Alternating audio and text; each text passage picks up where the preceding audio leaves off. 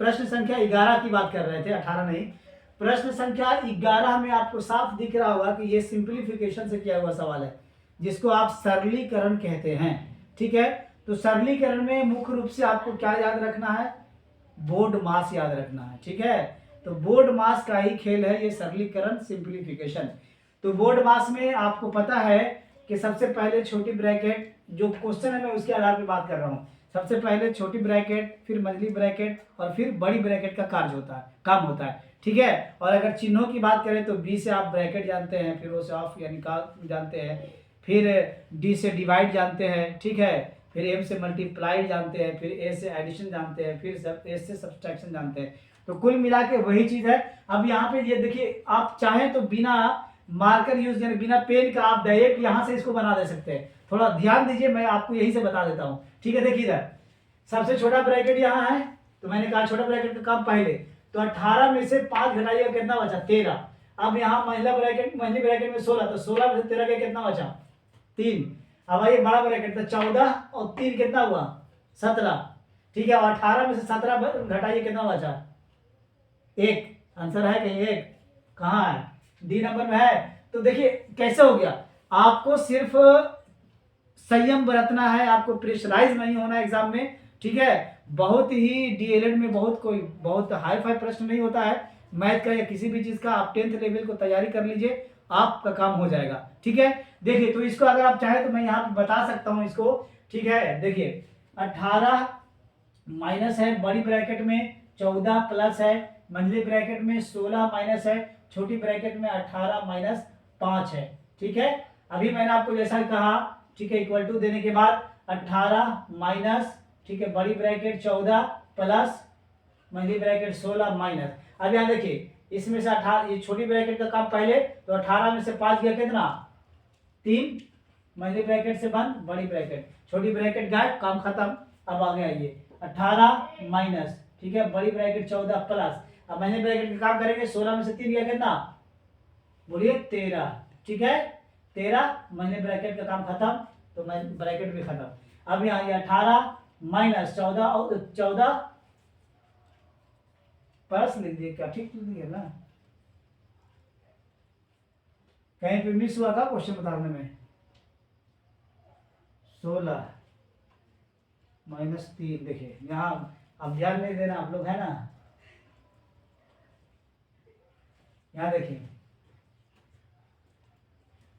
यहाँ 3 लिखा जा चुका था, 13 है ना। अब यहाँ देखिए 14, ये 14 प्लस 16 में से 13 गया कितना, 3। ठीक है, अब यहाँ पे मझली ब्रैकेट का काम खत्म, मझली ब्रैकेट भी खत्म।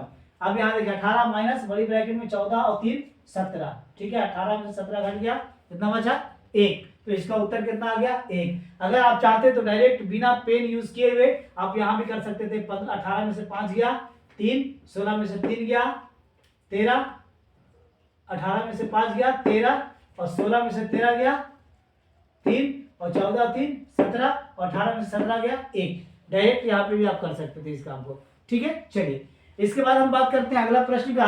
अगला प्रश्न 12 नंबर में है, उसमें क्या कह रहा है उसको देखिए आप लोग, तब तक के मैं इसे मिटाता हूं, फिर आप उसको देख सकते हैं। देखिए,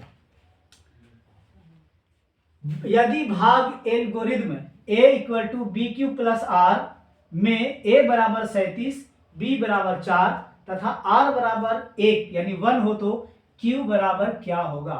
अब यहां देखिए ये आपका इक्वेशन यही है, समीकरण जो है इक्वेशन दिया हुआ। चलिए मैं इक्वेशन को पहले नोट कर लेता हूं, आपको समझाना मेरे लिए आसान होगा। a equal to B Q plus R, और सब का मान दिया हुआ है। मान निकालना किसको है, देख लीजिए किसको निकालना है, Q का।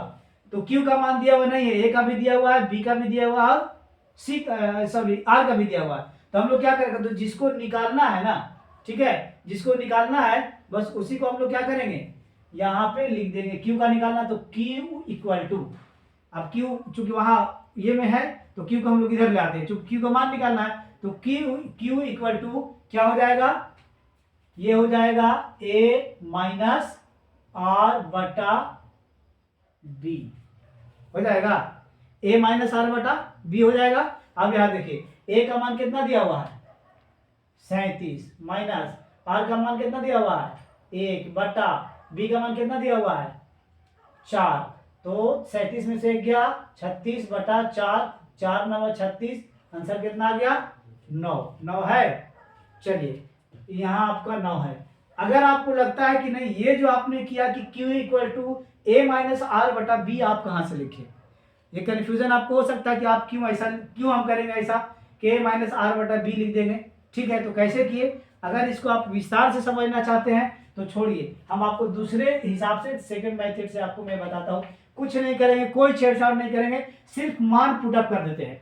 जहां ए लिखा हुआ 37 लिख देंगे, ए बराबर 37 ना, तो यहाँ लिख दिए ए बराबर 37, तो 37 लिख दिए। चलिए बी, तो बी का मान कितना दिया हुआ 4, तो 4 लिख दिया। क्यू का तो माने नहीं, तो क्यू को क्यू छोड़ देंगे, प्लस आर, आर बराबर कितना दिया 1, तो 1 हम लोग लिख दिए। अब तो यहाँ पे कोई समस्या नहीं होना चाहिए क्योंकि मान मैंने सिर्फ पुट किया है। ठीक है, चलिए अब इधर आइए, ये हो गया 4Q बराबर, चूंकि ये प्लस में 1 है तो इधर माइनस में आ जाएगा, तो 37 माइनस 1 हो जाएगा, या 4Q बराबर 37 में से 1 गया 36, और ये देखिए 4 जो है वो गुना में है, तो Q बराबर ये 36 बटा 4 आ गया, 4 9 36, इसलिए Q इक्वल टू 9। देख लीजिए ऐसे भी आपको 9 आ गया। तो जो आपको आसान समझ में आता है, ठीक है, उसी मेथड से आप काम करेंगे। इसका सही उत्तर आप देख रहे हैं, ठीक है, बी में आ गया। चलिए आपको बिल्कुल इजीली और सिंपली आपको समझाया और बताया जा रहा है। ठीक है, अगर मेरे चैनल पे आप नए हैं तो सब्सक्राइब कर लेंगे, ठीक है, और कमेंट लाइक करेंगे और फॉरवर्ड जरूर करेंगे, शेयर जरूर करेंगे ताकि दूसरे बच्चों को भी लाभ मिल सके। चलिए इसके बाद हम लोग बात करते हैं प्रश्न संख्या 13 का। 13 में कहता है कि निम्न में कौन यौगिक संख्या है। अब आपको लगता है यार ये यौगिक रूढ़ और जो है सो भाज्य अभाज्य तो समझ में आता है, सम विषम प्राकृत वास्तविक, कितनी संख्या मैंने पहले ही लिखा था। आप देखेंगे पिछला वीडियो में मैंने बनाया था जिसमें सिलेबस बता रहे थे मैथ का कि संख्या पद्धति को आपको बेहतर ढंग से याद कर लेना है। ठीक है, अभी आप देख लीजिए ये यौगिक संख्या पूछ रहा है। ठीक है, तो यौगिक संख्या इक्वल टू भाज्य संख्या, सिंपल हो गया। अब आप भाज्य संख्या जैसे आपको कहता आपको लगाती तो आसान है। ठीक है, तो 11 कटेगा सिर्फ स्वयं से या 1 से, तो ये नहीं हो सकता है।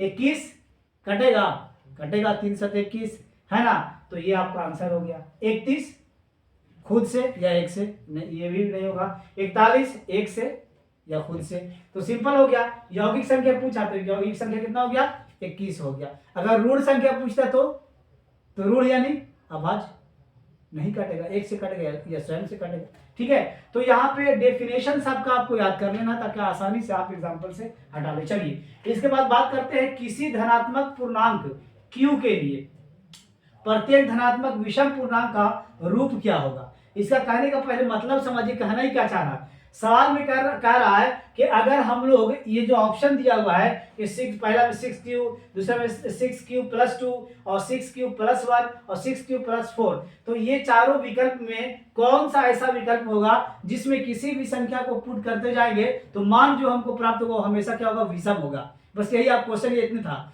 कि मान जब भी हम लोग कोई भी संख्या पुट करेंगे लेकिन मान हमको क्या आना चाहिए, विषम आना चाहिए। यहाँ लिखता है कि प्रत्येक धनात्मक विषम पूर्णांक का रूप, यानी विषम ही आना चाहिए। तो चलिए एक एक ऑप्शन को टच कर लेते हैं। पहला में 6Q है, ठीक है, तो Q के जगह पे हम लोग 1 बैठाते हैं, 6 गुने 1 तो बराबर 6, तो ये कहाँ विषम आया, ये क्या आ गया, सम आ गया। 6 क्या है, सम है। चलिए कहेगा 1 का आप 2 बैठा लीजिए, 6 × 2 यानी 6 दूनी 12, तो 12 क्या है, सम है, तो कहाँ विषम आया। तो इसका मतलब पहला ऑप्शन कैंसिल, नहीं चलेगा रे बाबा। चलिए दूसरा ऑप्शन पे बात करते हैं। बी में कहता है कि 6Q प्लस 2, ठीक है, तो इसमें भी हम लोग मान पुट कर लेंगे। तो 6 के Q के जगह पे 1 प्लस 2, तो 6 कम 6 और 2 8।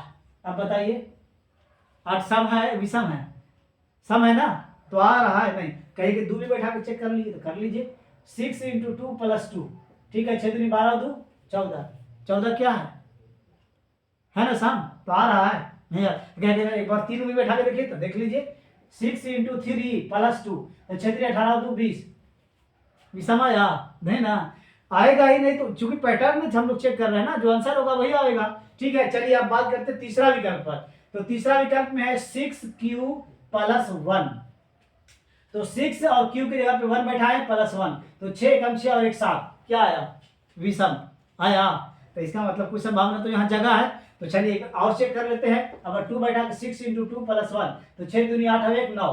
तो लग रहा है कि आ रहा 9 भी विषम।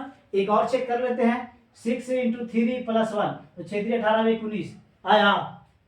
तो यहाँ पे देखिए जितना भी हम कोई भी संख्या बैठा रहे हैं क्यू की जगह पे तो जो भी मेरा मान आ रहा कैसा आ रहा विषम आ रहा है ना। तो इसका मतलब ये हुआ कि यही रूप होगा जो हमेशा आपको क्या देगा विषम देगा। तो कहिए कि चौथा भी चेक कर लीजिए तो कर लीजिए। आइए चौथा भी चेक कर लेते हैं। 6 क्यू प्लस 4 है 6 इंटू क्यू की जगह पे 1 प्लस 4 तो 6 कम 6 1 4 10 लीजिए आ गया समाया ना विषम आएगा ही नहीं। 2 भी रख के देख लीजिए 6 दूनी 12 और 4 16 आया नहीं आया आएगा ही नहीं। तो यही एक पैटर्न है जो सी ऑप्शन में है कि जिसमें कोई भी मान पुट करेंगे तो वो क्या मिलेगा हमेशा धनात्मक विषम पूर्णांक प्राप्त होगा। यही सवाल इसका था। इसका सही उत्तर क्या हो गया सी हो गया। आपको बात समझ में आ गया। चूंकि आपको विस्तार से इसलिए हम बता दे रहे हैं और वहां पे ऐसा नहीं कि सारा ऑप्शन को आंसर मिलने के बाद भी टच करते रहना ऐसा नहीं करना है क्योंकि समय आपका लक्ष्य करेगा। ठीक है तो जहां पे आपको समझ में आ जाए तो वहां पे हल कर लेना है। चलिए इसके बाद हम लोग बात करते हैं 15 क्वेश्चन नंबर में कि किसी कक्षा में 30 बच्चों में से 80% उत्तीर्ण हो गए। 80 बच्चा उत्तीर्ण 30 को तो टोटल बचे हैं तो ये परसेंटेज प्रतिशत है इसको ध्यान रखिएगा। ठीक है 30 बच्चा टोटल एक क्लास में था उस क्लास में से 80% बच्चा पास हो गया। उत्तीर्ण यानी पास हो गया अनुत्तीर्ण यानी फेल हो गया। तो उत्तीर्ण कह रहा पास हो गया तो कह रहा कितना बच्चा पास हुआ। ठीक है तो 30 का 80% निकाल देंगे तो 30 का 80% 2 जीरो से 2 जीरो कट गया तो कितना 8 3 के 24। तो क्लियर है कि 24 बच्चा उसमें से क्या हो गया पास हो गया। इसका आंसर ए नंबर में है। भारी है हल्का है ना बिल्कुल। तो आपको ये परसेंटेज से सवाल किया गया था बहुत ही आसान सा सवाल था। जब भी ऐसा सवाल करे तो जितना टोटल बच्चा रहेगा उसी का परसेंटेज निकाल देना है। ठीक है अगर इसी में थोड़ा सा कर देता माइनस कि कितना बच्चा फेल हुआ तब क्या करते तो भी वही करते जो अभी हम किए हैं। फिर 30 का 80% निकालते तो कितना आता 24 आता। तो 30 में से 24 को घटा दो इसका मतलब 6 को फेल किया है। समझ में आ रहा है हाँ। तो यहाँ पे भी क्वेश्चन घुमाए आपको घूमना नहीं आपको समझ लेना कहना क्या चाह रहा है उसके हिसाब से बनाना। चलिए तो 15 सवाल हो गया। अब हम लोग के पास 5 सवाल और है। अब हम बात करते हैं 16वां सवाल पर। ठीक चलिए अब हम लोग बात करते हैं प्रश्न संख्या 16 पर। ठीक है हाँ 16 नंबर पे बात कर रहे हैं। चूंकि अब हमारे पास 5 प्रश्न और है इस वीडियो के लिए तो 5 प्रश्न पर हम लोग चर्चा कर लेते हैं। ठीक है पहला में है 16 नंबर पे कि 3 संख्याएं 1:2:3 के अनुपात में है यदि उनका महत्तम समापवर्तक 12 है। ठीक है तो कहता है कि वो संख्याएं क्या होगी। तो आपको पहले भी हम इससे पहले यानी इसी वीडियो में मैंने अभी आपको पिछले प्रश्न में बताया था।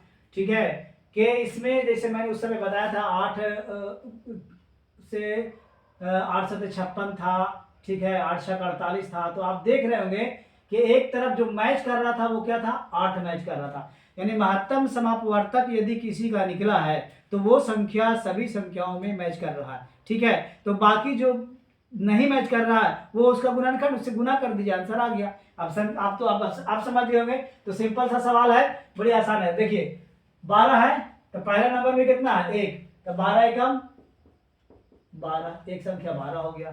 महत्तम 12 है दूसरा में कितना है 2 तो 12 को दूसरे गुना 12 दूनी 24 हो गया। तीसरा में कितना है 3 तो 12 गुने 3 बराबर 24 हो गया। ठीक है तो इसका सही उत्तर हो गया 12 3 36 हो गया। ठीक है तो इसका सही उत्तर हो गया 12 24 और 36। आप देख सकते हैं कहाँ है ऑप्शन नंबर बी में है 12 24 और संख्या 24 और 36। हमेशा इस बात को याद रखिएगा कभी भी महत्तम समापवर्तक अगर दिया हुआ है ठीक है और उस संख्या में अनुपात दिया हुआ है तो जितना भी अनुपात रहे 1 2 3 जो भी रहे तो वो सीधा सीधी उसके साथ गुना हो जाएगा क्योंकि वो उसका गुणनखंड से छटा हुआ चीज है। जैसे मैंने आपको उदाहरण के तौर पर अभी आपको कोई फिर बता देते हैं एक बार कि ये देखिए ये सब जो है वो अगर इसका आप महत्तम समापवर्तक निकालेंगे तो निश्चित रूप से कितना आएगा 12 आएगा।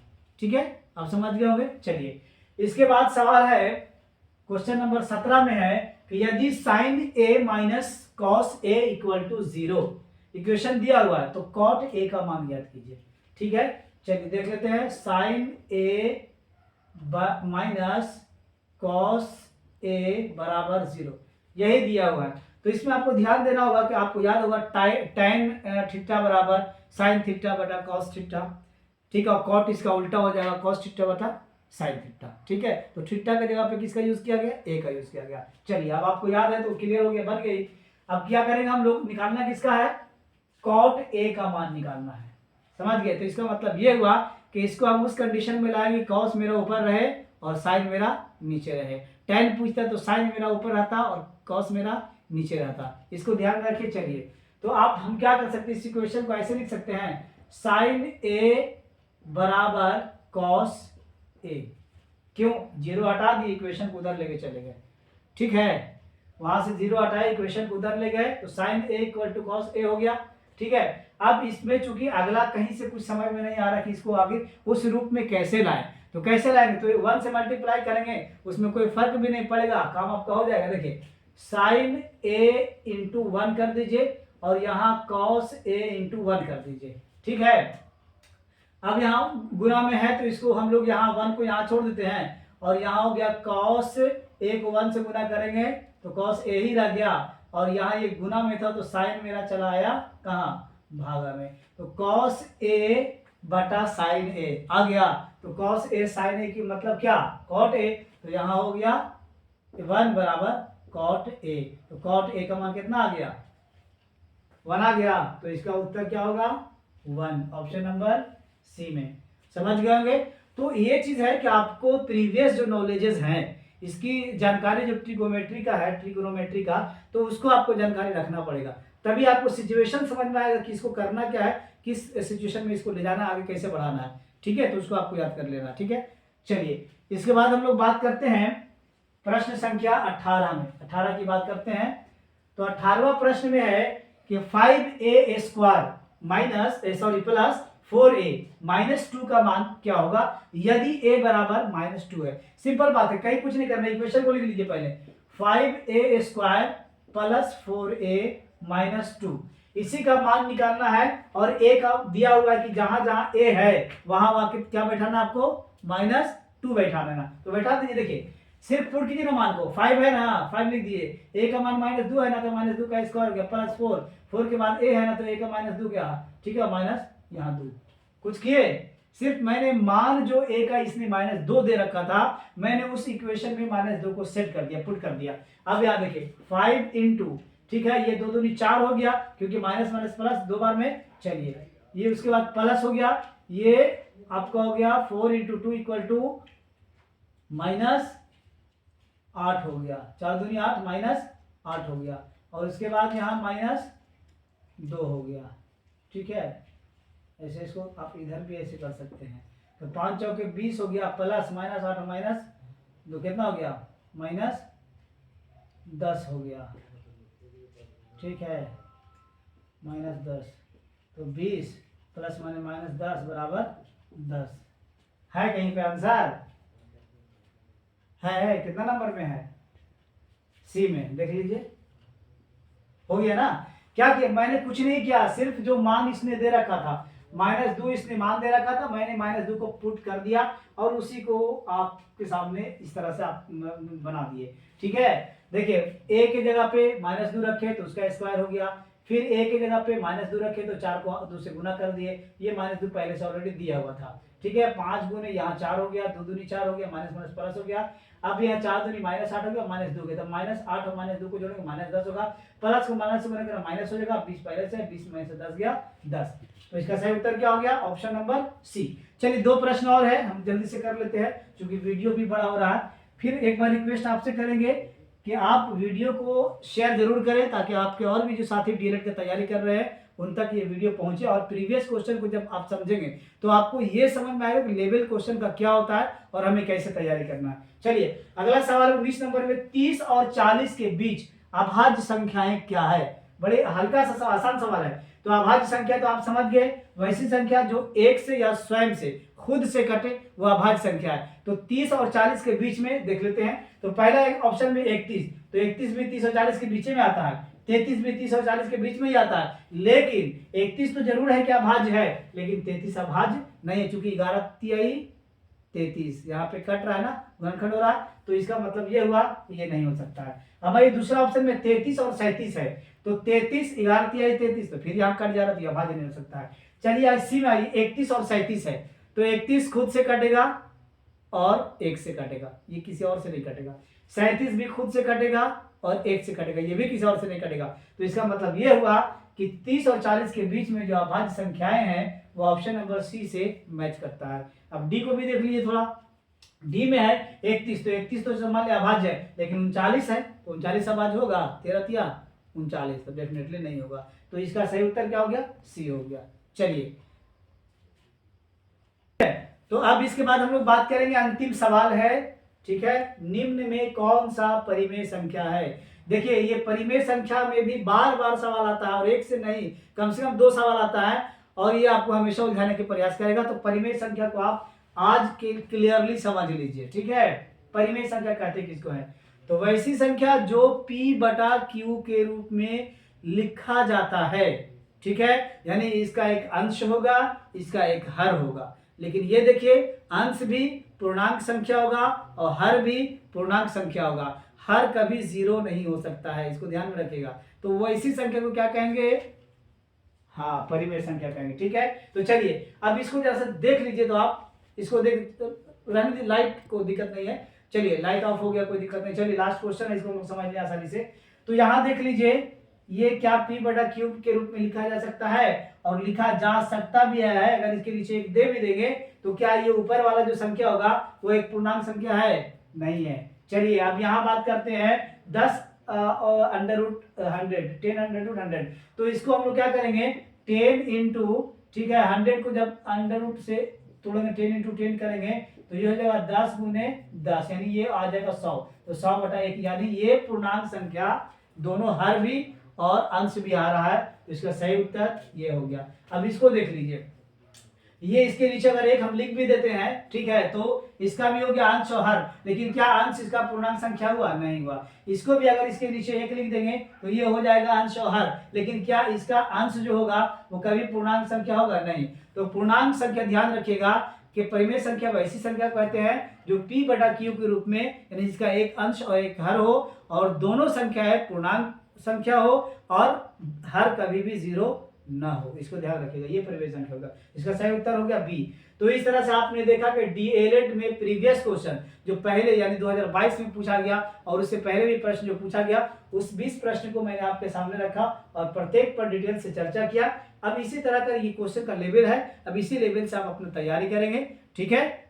और वीडियो को शेयर करना जरूर आप शेयर करेंगे, ठीक है। धन्यवाद।